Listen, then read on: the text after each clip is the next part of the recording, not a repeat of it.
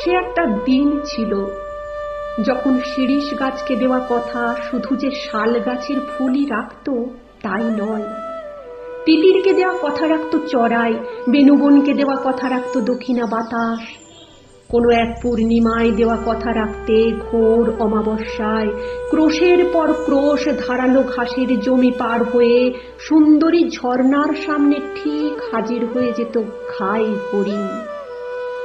এমনকি মানুষকে দেওয়া কথা রাখত মানুষ।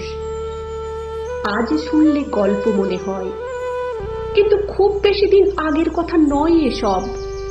তখন শুধু যে দিগন্তকে দেওয়া কথা রাখত আঙিনা, ধুলোকে দেওয়া কথা রাখত পথ, আর মুহূর্তকে দেওয়া কথা রাখত অসীম তাই নয়, মানুষকে দেওয়া কথা রাখত মানুষ।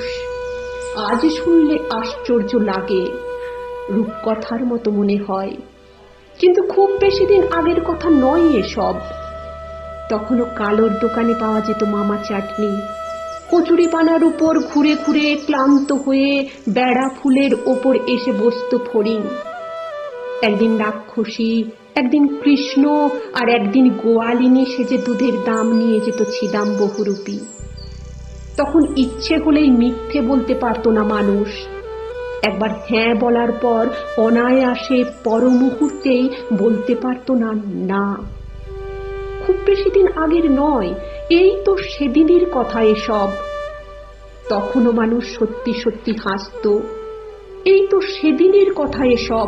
তখনও মানুষ সত্যি সত্যি হাসত, সত্যি সত্যি কাঁদত, সত্যি সত্যি ঠাট্টা মশকরা করত। তখনও মানুষকে দেওয়া কথা রাখত মানুষ। তখনও পৃথিবীতে মোবাইল ফোন আসেনি।